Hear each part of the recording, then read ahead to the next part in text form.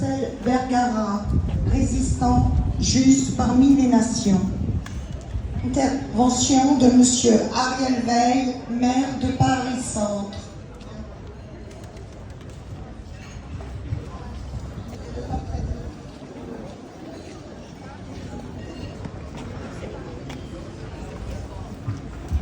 Bonjour, fort retour, bonjour à tout le monde. Merci aux nombreuses et nombreux participants à cette cérémonie. Je suis un petit peu ému parce que ça fait partie des projets comme ça qu'on a eu. On est venu un jour ici, c'était pas il y a si longtemps, et j'ai dit que ce serait là. Et c'est là. Voilà, à proximité, le public peut voir l'oratoire. Je voudrais évidemment saluer, alors je suis toujours mauvais pour l'ordre protocolaire, mais je voudrais peut-être commencer par saluer l'oratoire du Louvre, qui est représenté ici par Aurore Saglio-Thébault, que j'ai vu, la présidente, elle est quelque part là. Je crois qu'il y a Béatrice aussi, mais je ne l'ai pas encore vue. Voilà, Béatrice est là aussi. Cléo Mazir, la pasteur de l'oratoire du Louvre, voilà, l'héritière de la fonction de Paul Vergara. Je voudrais aussi saluer Isabelle Sabatier, la présidente honoraire de la Société de l'Histoire du protestantisme français. Et saluer aussi Aurélie Elassac Marzorati, qui est directrice générale de l'association CASP, dont la Clairière fait partie. Clairière qui a elle aussi été dirigée autrefois, jadis, par Paul Vergara, donc, qui soit le pasteur de l'oratoire. Je voudrais saluer évidemment les institutions qui sont présentes, le conseil de quartier. J'ai vu la directrice de l'école de l'Arbre Sec qui est au bout de la rue. J'ai vu le président du porte-drapeau du comité de souvenir du Paris Premier, voilà, il est à mes côtés.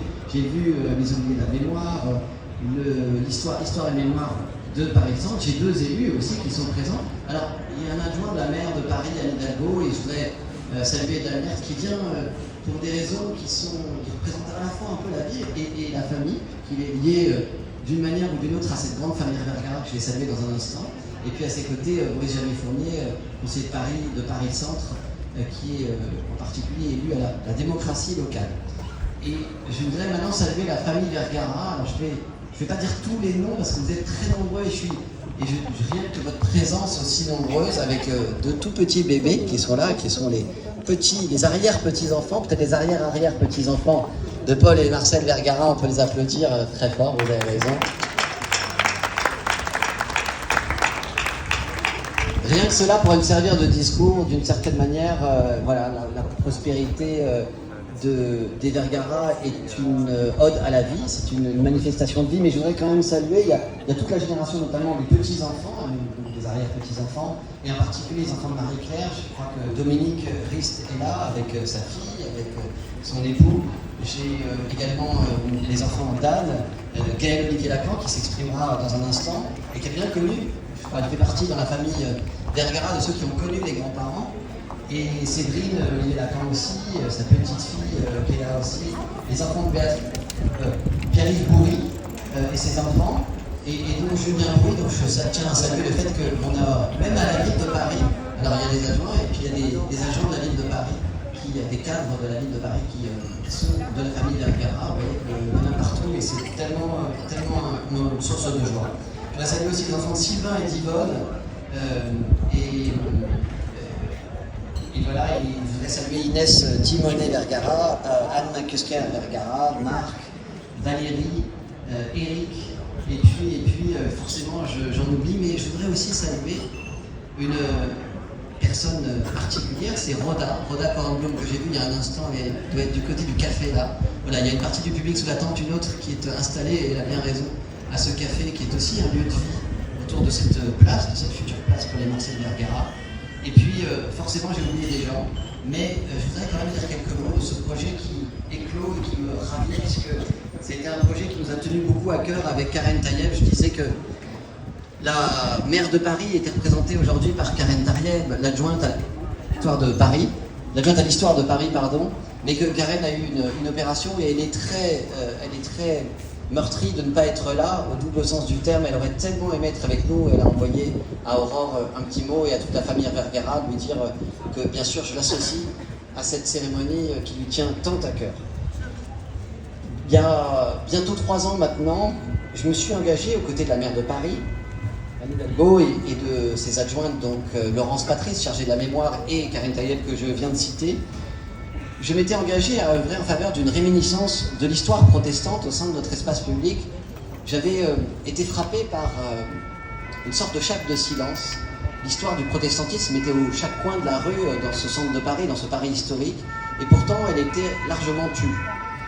Et petite correction, cette première correction que nous faisions aussi tardivement que 450 ans après les faits, c'était en septembre 2022, d'abord, vous vous en souvenez sans doute, l'inauguration du jardin mémorial de la Saint-Barthélemy, du massacre de la Saint-Barthélemy, devant l'église Saint-Germain-l'Auxerrois, dont on se souvient que le tocsin avait donné le coup d'envoi à l'une des plus terribles tragédies de notre histoire. Et face au Louvre, face à ce palais qui lui aussi avait joué un rôle dans cette scène terrible, face à la Seine aussi qui s'était teintée de pourpre, on s'en souvient, à ce massacre dont beaucoup de corps d'ailleurs avaient été jetés dans la Seine, devant la rue de l'Amiral Coligny, très près de la statue de l'Amiral de Coligny, mais qui est cachée, presque cachée, cour de l'Oratoire du Louvre qu'on aperçoit depuis les arcades. Encore faut-il venir sous les arcades de la rue du Rivoli pour apercevoir cette belle statue et ce jardin qui est son écrin, mais un petit peu à l'écart des faits, un petit peu à l'écart du passage public. Et donc, nous avions posé cette première pierre de ce jardin qui, je l'avais dit à l'époque, était une première pierre de la reconstruction d'un souvenir et d'un souvenir partagé avec les Parisiennes et les Parisiens de l'histoire protestante. Et en 2023, c'était l'année suivante, une autre histoire, un autre pan de l'histoire protestante de Paris et de la France que nous avions voulu exhumer en apposant au sein même de l'Oratoire du Louvre une plaque qui saluait justement, mais 4 siècles plus tard, l'héroïsme magnifique de 4 justes parmi les nations, Marcel Guillemot, Suzanne Spaak, Paul et Marcel Vergara. 4 êtres de courage, 4 êtres de dignité qui, face à la répétition en quelque sorte de l'histoire, face à la haine, face à la persécution, étaient entrés en résistance, parfois, et pour l'une d'entre elles au moins, au sacrifice de leur vie. Et il me paraît évident, il vous paraît sans doute évident que même à 4 siècles d'écart, l'histoire joue des tours.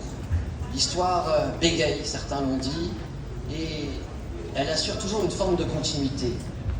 D'ailleurs, c'est pas moi qui l'ai dit, mais les liens entre l'histoire protestante et la persécution sont profonds et manifestes. C'est l'historien Patrick Cabanel, grand spécialiste du protestantisme, qui l'a dit, et qui voit d'ailleurs dans ce lien presque charnel, il y voit la raison de l'engagement infaillible des protestants de France aux côtés des minorités les plus faibles.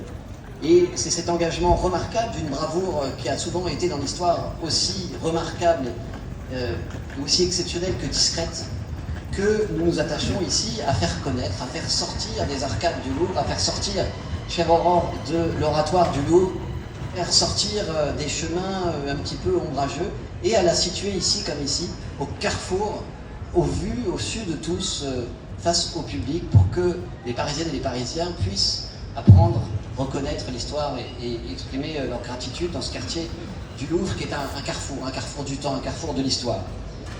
Alors, en 2022 et en 2023, nous avions annoncé ces actions mémorielles, ces actes de mémoire, aller en annoncer d'autres, et nous y sommes. Voilà que nous y sommes, avec le choix que nous avons fait, nous les élus de Paris Centre, les élus de Paris, le choix que nous avons fait de lieux qui sont des lieux extrêmement importants. D'abord des lieux d'avenir et de transmission, ce sont évidemment les écoles. Avec le mois dernier, j'ai parfois l'habitude de dire que, vous savez, l'UNESCO a des séries de sites remarquables, ils ont des séries patrimoniales. Eh bien, nous sommes dans une série mémorielle qui se déploie sur l'espace public, avec d'abord cette école Suzanne Spaak qui a pris son nom le mois dernier, rue d'Argenteuil, dans le 1er arrondissement, avec dans quelques jours l'école Marcel Guillemot, prendra son nom dans quelques jours dans le 2e arrondissement, et puis aujourd'hui, eh bien, aujourd'hui, la place Paul et Marcel Vergara. Voilà, c'est une série mémorielle, c'est un acte qui se déroule sur plusieurs temps, mais il se déroule sur l'espace public et dans des lieux de partage, dans des lieux de transmission, dans des lieux de passage aussi. Et c'est extrêmement important. Alors, cette place, elle est dans un carrefour important, le carrefour entre la rue Saint-Honoré et la rue de l'Arbre Sec. Je sais que tous les conseillers de quartier et les habitants qui sont venus ici connaissent intimement ce quartier. Autrefois, c'était peut-être l'une des places les plus passantes, les plus achalandées de Paris.